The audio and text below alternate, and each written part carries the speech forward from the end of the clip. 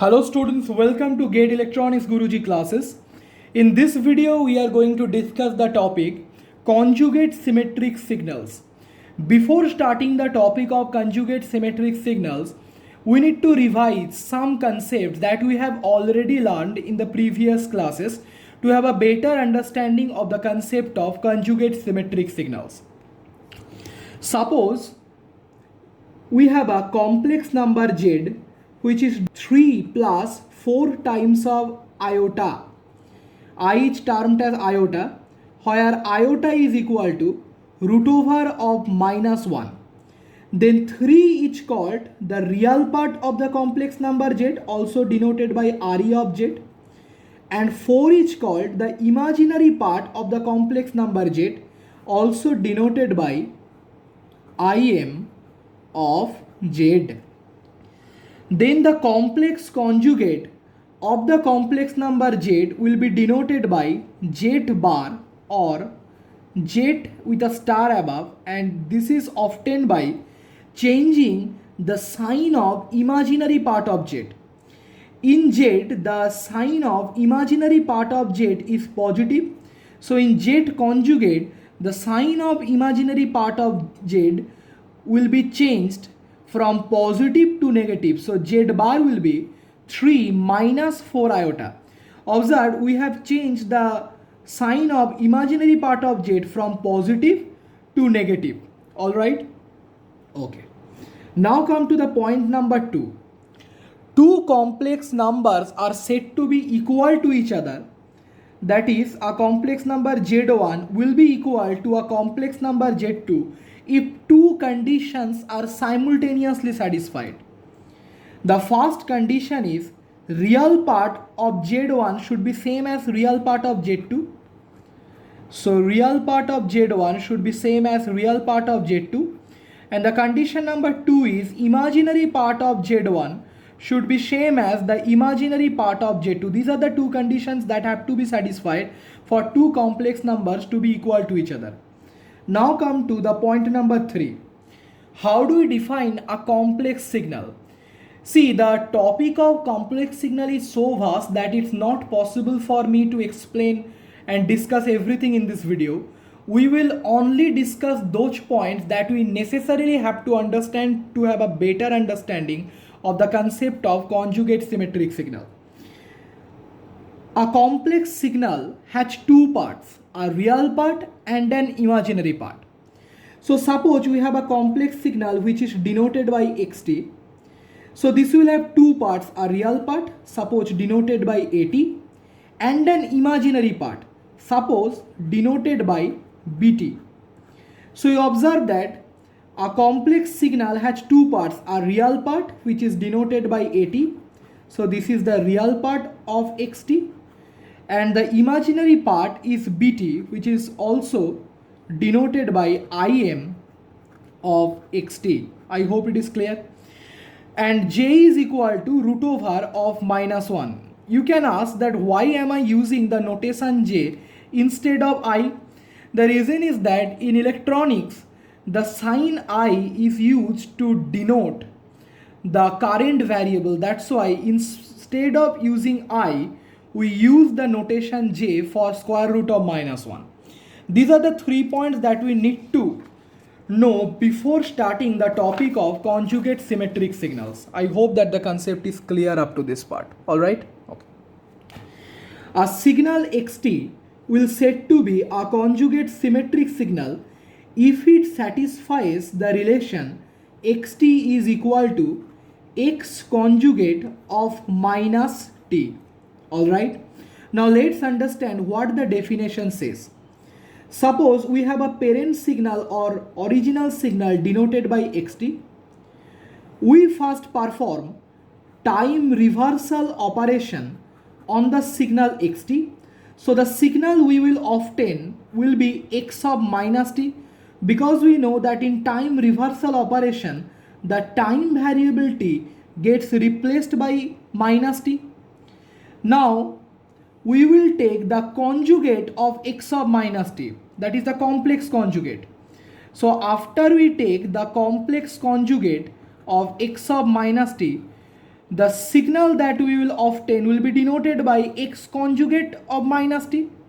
The star sign we have already discussed is used to denote the conjugate operation. So as the definition suggests, if this signal x conjugate minus t is same as the original signal xt, then the signal xt will said to be a conjugate symmetric signal and otherwise not. So if you are given a signal and you have to check whether that signal is conjugate symmetric or not, you first perform the time reversal operation, then you perform the complex conjugate operation, and if the final signal that you will obtain is same as the original signal, then the signal is said to be a conjugate symmetric signal. I hope it is clear. Suppose I have a complex signal xt which is given as xt equal to at plus j times of bt, where at is the real part of the complex signal xt and bt is the imaginary part of the complex signal xt. Alright. So first perform the time reversal operation on the signal xt. So if we perform time reversal, T dot R stands for time reversal. So if we perform time reversal operation on the signal xt, we will obtain the signal x of minus t, and x of minus t will be obtained by replacing the time variable t by minus t. So x of minus t will be equal to a of minus t, this time variable t will be replaced by minus t, plus j times of b of minus t. So this time variable t will be replaced by minus t. Now take the conjugate or the complex conjugate, c dot c stands for complex conjugate. Now take the complex conjugate of this signal x of minus t. So you will obtain the signal x conjugate minus t, and I know to take the complex conjugate of any complex number, you simply have to change the sign of the imaginary part of that complex number. So x conjugate minus t will be equal to a minus t minus of jb minus t. See, the positive sign has been changed to negative sign here. The sign of imaginary part has been changed from positive to negative. Now the definition of conjugate symmetric signal say that xt has to be same as x conjugate minus t. So xt has to be same as x conjugate of minus t. You said that xt is equal to at plus jbt, at plus jbt, and you obtain that the expression of x conjugate minus t is a minus t minus jb minus t, a minus t minus of jb minus t. Now I already discussed in this video in the last page that two complex numbers will be equal only when the real parts are equal to each other as well as the imaginary parts are equal to each other. So this complex number and this complex number will be equal only when the real part is equal. The real part of this signal or this complex number is at. That has to be equal to the real part of this complex number, which is a minus t, and the imaginary parts have to be equal. The imaginary parts of this complex signal or this complex number is bt. That has to be same as the imaginary part of this complex quantity, that is minus of b minus t.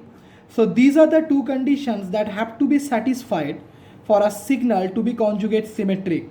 So you observe that from at equal to a of minus t, this means that at has to be an even signal. So at has to be an even signal, and what is at? At is nothing but the real part of the complex signal.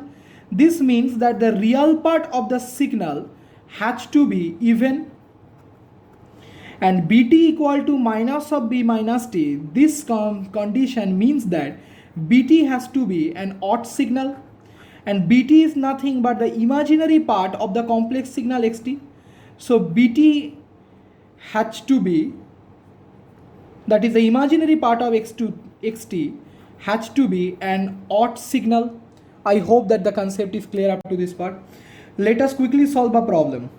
Suppose we have a signal xt which is given by cosine of t plus j times of sine of t. You observe that the real part of the signal xt is cosine t and the imaginary part of the signal xt is sine t. You know that cosine t is an even function or an even signal and sine t is an odd signal.